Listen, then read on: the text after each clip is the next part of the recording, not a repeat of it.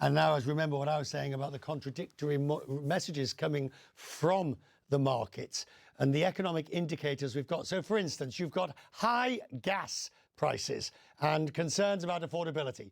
That's driven US consumer confidence to record low.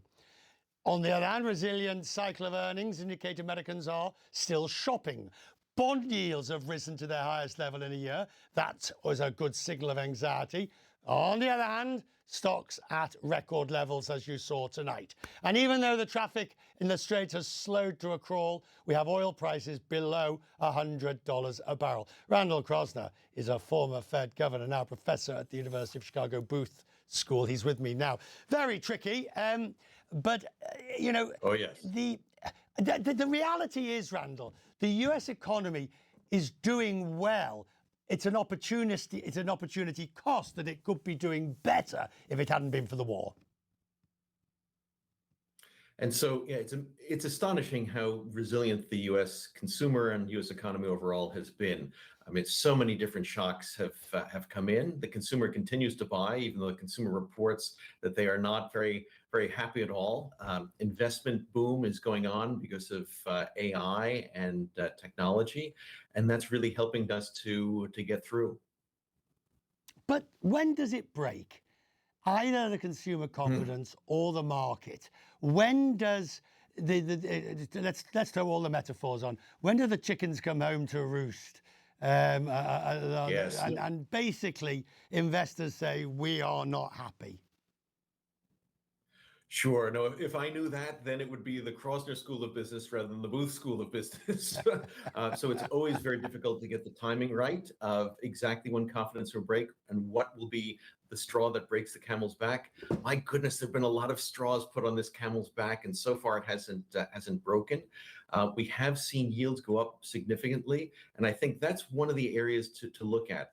That suggests that there's concern about the fiscal situation, actually not only in the U.S. but globally, because we've seen those yields rise. It's not just a U.S. thing, and the dollar has remained strong. So it's hard to see where the cracks are in the market.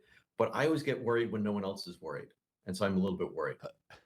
So, do you think at Kevin Walsh's first meeting, he takes the route of least resistance, which is to do nothing? He certainly can't cut rates. I mean, the committee wouldn't go for it anyway, if we look at the views of the committee. He's not going to raise them because that would just inflame his boss, so to speak. He does nothing and he lives to fight another day.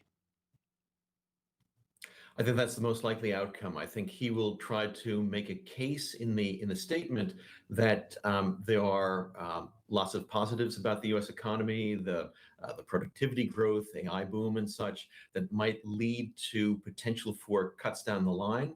But he certainly wouldn't have the votes to do it now. And I think that the way that he can explain it to the public as well as to the administration is affordability.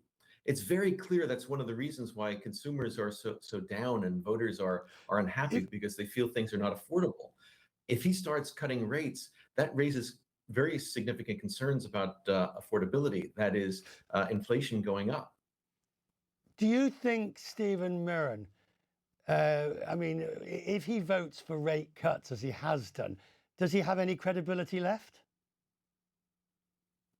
Well, I think Stephen had to leave in order to open up a slot for Kevin to join. So I don't think you'll be seeing anyone voting for rate cuts at the next meeting. The reality now of the scenario of where we are shows a difficulty for not only the big investor, the small investor, the 401k, across the board. And what do you do with an investment strategy in this environment? So I think you have to think about the long run. There's going to be a lot of turbulence in the short run. I mean, I'm very much sort of long-term diversified buy and hold type of investor. And you just have to take a deep breath sometimes when these you get some shocks to confidence. But I think that's the way to get through it. We made it through the global financial crisis. We made it through COVID. We'll make it through this. And that's a good note. Certainly on one day we've got records. I'm grateful. Thank you.